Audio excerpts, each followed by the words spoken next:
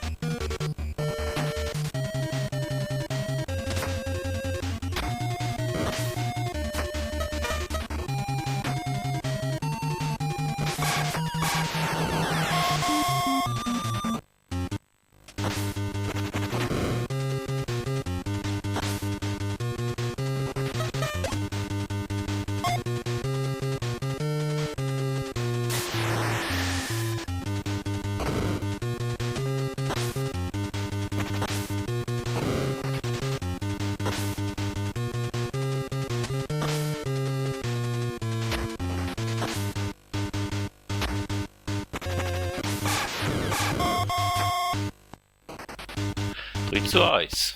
Jetzt kommen wir wieder ran.